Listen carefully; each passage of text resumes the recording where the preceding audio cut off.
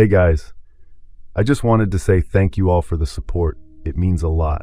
I've got more creepy and disturbing horror stories lined up for you in this video, so grab your headphones, turn the lights down, and enjoy. If you've been watching the channel for a while, thank you for sticking around.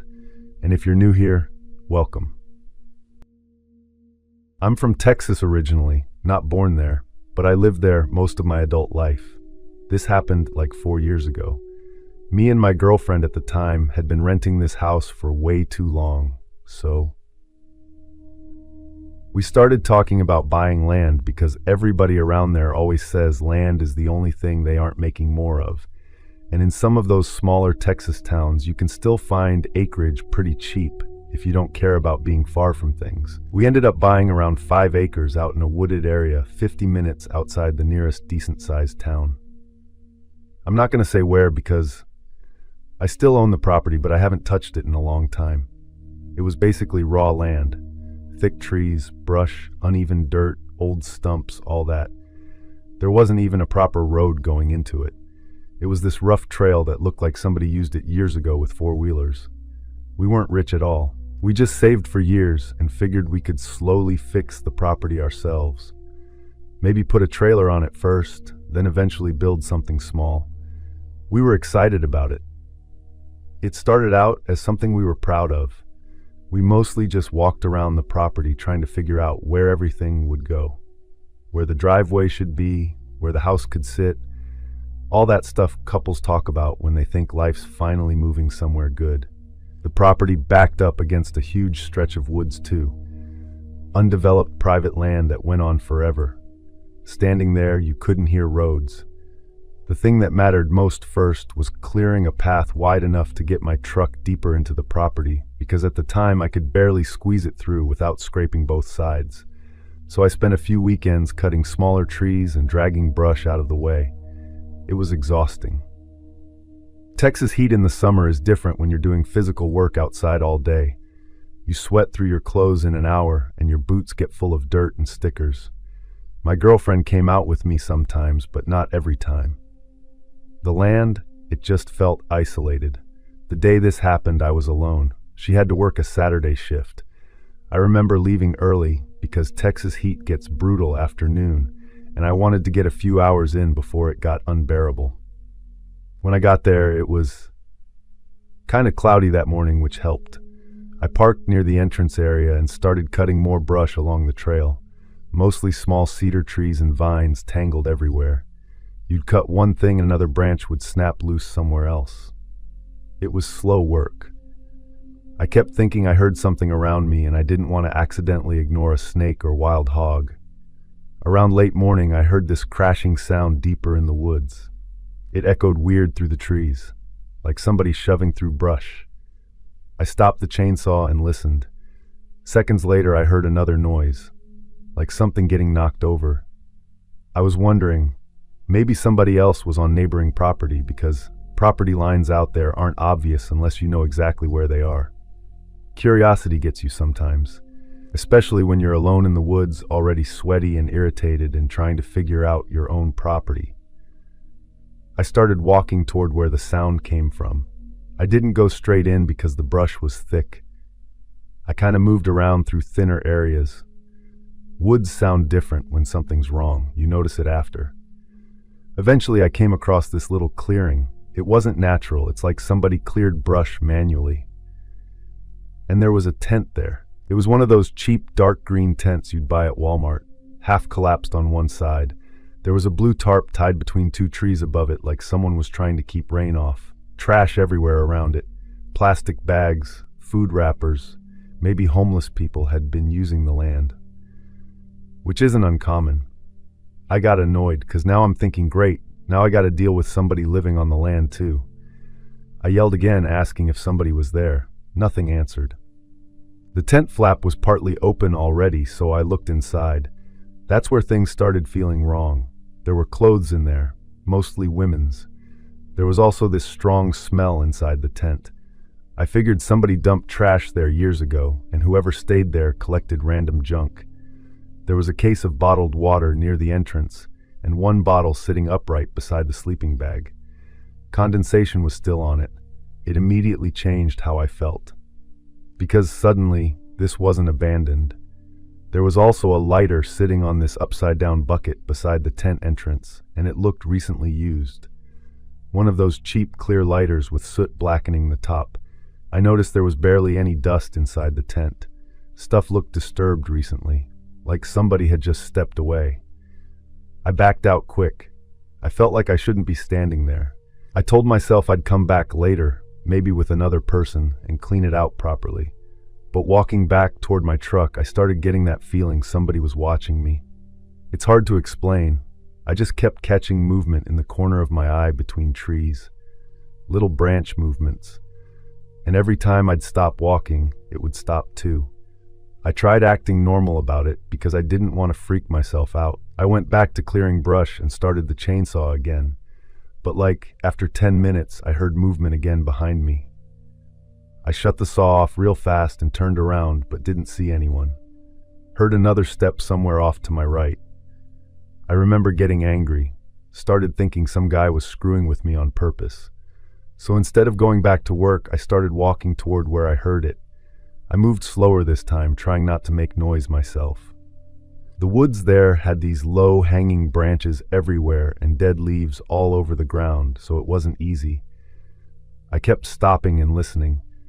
A couple times I thought I saw movement ahead, but couldn't tell if it was branches blowing. I got close enough to see the tent clearing again through the trees, and somebody was standing there, half behind a tree, almost like he ducked back when he saw me looking. It was a man. His face had some kind of cloth wrapped around the lower half of it, like a t-shirt tied up quickly, like he threw it on fast after hearing me coming. We stared at each other. I yelled at him immediately, told him this was private property and he needed to leave. I tried sounding tougher than I felt because something about him scared the hell out of me. It was the way he stood there still. Most normal people would explain themselves. He just stared and stepped backward into the trees. When he moved, I saw his hand. There was definitely metal catching light. Every alarm in my head went off. I turned and started heading back toward my truck. I didn't want to trigger something stupid if he was just some unstable guy camping there. I heard him behind me. He was crashing through brush. I saw him coming between the trees holding a knife. I took off running after I saw the knife. I didn't act tough anymore because once I saw him moving toward me like that, my brain just switched over completely. It was bad news. I mostly remember the way he was running, weirdly fast through all that brush, like he'd been moving through those woods forever and knew exactly where everything was. I remember breathing so hard my chest hurt because it was hot and I'd already been working for hours. At one point it sounded closer, then farther. I looked back and saw him still moving. That scared me because he wasn't sprinting full speed. He was keeping pace, like he knew I wasn't getting away on foot. I saw my truck through the trees and just ran harder. My keys were luckily already in my pocket because if I'd had to search for them, I really think he would have reached me. And right after I locked it, I saw movement come out from the woods behind me. The man stopped near the edge of the trees. I remember his shoulders moving from breathing hard. The cloth was still over his face, and the knife was hanging down at his side. He stepped back into the woods again. I reached the little county road. Then I pulled over and called 911. The property was still mostly undeveloped. I gave road names and explained where the entrance trail was. She asked if I was injured and I said no, but there was a man with a knife on my property. I was convinced he somehow followed me out. You know the cops, I could already tell from their faces they thought it was just some homeless guy camping out there. Which maybe it was. I don't know. The tent was still there.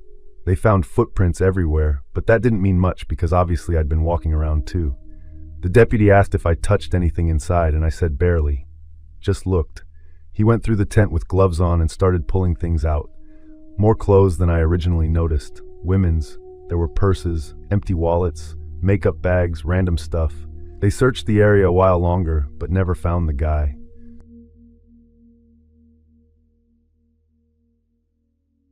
I grew up in a part of eastern Oklahoma. My family had about 40 acres. And behind the main house, there was this long dirt path that cut toward the back section of the property, where my dad built a tool shed years before he passed, like a metal workshop with a side lean-to and an old fuel tank beside it. I still lived out there in my 30s because after my divorce, I moved back to help my mom for a while. Then she ended up moving closer to my sister in Arkansas, and I just sort of stayed. I worked and came home exhausted most nights. The ranch, if you even want to call it that, mostly took care of itself by then. We didn't keep cattle anymore except for 2 old horses that belonged to my niece technically, though she hardly visited. The property backed into woods that went on for miles. Most of it wasn't owned by us. Just rough land, creeks, patches of pine, deadfall everywhere. There were talks, same as every rural town has stories. Even when I was younger and friends tried freaking each other out around bonfires, I was usually the one ruining it by saying there was some normal explanation. Still though, I avoided the backwoods at night if I didn't have a reason to go out there. Everybody did, honestly. Not because of ghosts. Mostly because of coyotes, wild hogs, drunk people, wandering onto land they shouldn't be on, things like that. A few years before this happened, there'd also been some weird situation where a woman from another county went missing after her car was found abandoned off one of the dirt roads nearby. They never solved it. People talked about it for a couple months, then stopped. Anyway, this happened about 6 years ago. That evening, I'd been trying to fix one of the fence posts near the north side pasture before work the next morning, because rain was coming later that week. I realized after dinner I'd left my post hole digger and some other tools back in the shed. Normally I would have just dealt with it the next day, but I knew if I left them out overnight, there was a good chance moisture would get all over everything, because the weather had been, so around 10:30, something like that, I grabbed a flashlight and headed out there. The walk from the house to the shed took 7 or 8 minutes if you walked normal. Longer if the ground was muddy. There wasn't a straight path exactly. You crossed behind the horse fencing, then followed the dirt track until the trees started closing in around both sides. The shed sat in this clearing behind a line of cedar trees. My dad built it there because the ground was flatter. The flashlight I had wasn't great either, so everything outside the beam just looked black. The kind where depth disappears and your eyes start playing tricks on you. About halfway there, I heard laughing. I really thought it came from somebody's TV through an open window somewhere, except there weren't really neighbors close enough for that. It sounded like a woman laughing softly, like she was standing 20 feet away. I stopped walking because it caught me off guard more than scared me. I remember shining the flashlight toward the trees on both sides of the path and saying, "Hello?" Then for 10 seconds there was just wind moving through the branches.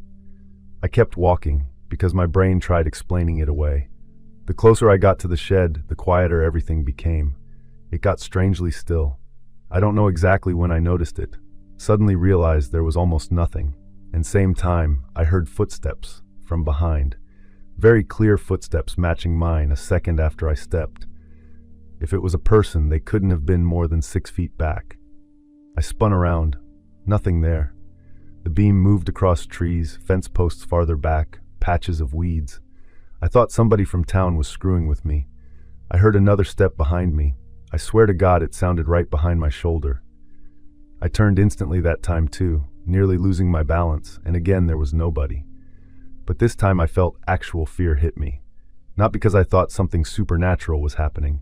It was more the feeling that somebody was intentionally hiding from me. Like somebody close enough to touch me had ducked behind darkness before the flashlight landed on them. I yelled, "Who's there?" And no reply. I decided I was grabbing the tools and getting back to the house. I didn't want to stand out there trying to investigate. I walked quicker the rest of the way and unlocked the shed door. The hinges always made this horrible metal squeal, no matter how much oil I used on them. I flicked on the overhead light, but it took a second to come alive because the wiring out there sucked. The shed looked fine. I remember calming down once I got inside because walls make people feel safer. I found the post hole digger leaning near the back corner and started looking for the other tool I left, this steel clamp thing. I was muttering to myself because I couldn't find it anywhere, and I heard something outside again. This was like fabric. The side door of the shed had this small square window made from cloudy plastic because the original glass cracked years earlier. You couldn't see clearly through it at night, only shapes mostly. I thought somebody was standing outside the door. I remember every single hair on my arm standing up all at once because it looked like a woman. Even through the cloudy plastic, I could tell it was shaped like a person standing perfectly still, facing inward. She looked tall. What I remember most was the color. Red, like really dark red clothing or dress fabric hanging straight down. At the time, my brain thought blood, even though logically it was probably just the color itself messing with me under that weak yellow light. I couldn't move for probably 3 or 4 seconds. It was like somebody peeking. I shouted, "Hey!" really loud and grabbed the nearest thing off the bench. The figure stayed there. I took 2 steps toward the door and the shape moved sideways out of view so quickly it almost didn't look real. It wasn't supernatural fast, that's the thing, but it moved silently. I heard no footsteps that time. I rushed to the side door and shoved it open hard enough it slammed against the outside wall. Nobody. I swept the flashlight everywhere, around the fuel tank, behind the shed, toward the tree line. But then from somewhere out in the woods to the left, I heard that same laughing again. I don't know for sure. I backed into the shed, and something hit the outside wall of the shed. There was another exit through the back of the shed leading toward the pasture side, and I ran out through there, carrying basically nothing except the flashlight. Didn't even grab the tools I came for. I just ran, and I did hear movement behind me while I ran. I know I did. Maybe parallel to me inside the trees. But every time I turned the flashlight, I saw absolutely nothing. I made it back to the house completely out of breath and slammed the back door. The picture frames rattled sideways on the wall. I looked through the blinds toward the backyard and the fencing beyond it. The shed itself sat too far back to see from the house at night, unless you had a spotlight. The next morning I went out there. I sat drinking coffee or something for probably 20 minutes, staring toward the back property from the kitchen window before finally forcing myself to go. The shed door was still open from when I ran. My flashlight batteries were weaker by then, so I grabbed another one from the workbench and started looking around outside. There wasn't much to see. If something terrifying happens, immediately call friends or police. That's the thing. But real life doesn't always work like that. Half the time, you don't even know what happened yourself. I don't believe in ghosts. I became convinced there had to be an actual person out there messing with people. Hi, you can call me Callie. I lived alone for about 1.5 years. My townhouse was part of a duplex thing. The buildings were all connected in weird ways. Younger people lived there because rent was lower than everywhere else around there. I was 26 and working. I worked 4 days during the week and every other Saturday, usually opening shifts, so my sleep was kind of old person-ish already. I'd normally be in bed before midnight because I had to be up at like 5:45 most mornings. The back of my place faced this little ditch and some trees. My kitchen and living room windows faced the back. Upstairs was 2 bedrooms and the bathroom. I only used 1 bedroom because the second room was storage and laundry baskets and random Amazon boxes I kept forgetting to throw out. At first I thought the sounds outside were raccoons or somebody's dog getting loose. I'd hear footsteps outside after midnight, walking around the side of the house, then stopping, then starting again. I didn't even look outside. I remember laying there listening, thinking one of the neighbors was taking trash out. But it kept happening. I texted my friend Melanie. I was joking, saying I was about to become one of those paranoid women with 30 Ring cameras. It kept happening. But it was random. Around 2 in the morning, I'd hear slow crunching sounds outside near the fence again. One thing that bothered me was how careful the walking sounded, like someone trying not to step on leaves too loudly. I checked the backyard a bunch of times during the day, but nothing ever looked weird. The fence gate stayed latched. No broken windows. There wasn't anything. Or maybe there was, and I just didn't know what I was looking at. The neighborhood itself was chill. There was an older couple next door. They were nice. They'd take packages inside for me sometimes if I worked late. I eventually mentioned the noises to them because Linda asked me one evening if I'd been outside late at night recently. I remember this because we were both getting mail at those cluster mailboxes they put near the entrance of the neighborhood. I said no, and she goes, "Oh, weird. Greg thought he saw somebody near your place the other night." That made my stomach drop. She said Greg got up around 1 a.m. to use the bathroom and thought somebody was walking near the side of my unit with a flashlight. She laughed when she said it, though. I laughed too, but I felt weird driving home after work that day. I remember sitting in my car outside my place before going in. I was getting in my own head about it. Nothing happened for a while after that conversation. And days later, one night I woke up around 2:30. I heard something outside again. This time not by the ditch, right outside the kitchen window. I didn't hear talking, only movement, like shoes against concrete. I did start getting scared enough where I stopped going downstairs at night if I could avoid it. Like if I forgot water downstairs, I'd just stay thirsty. One weekend, my parents came by because my dad was helping me replace my garbage disposal. My mom already hated me living alone. She wanted me back home constantly after hearing stories on the news about break-ins and stuff.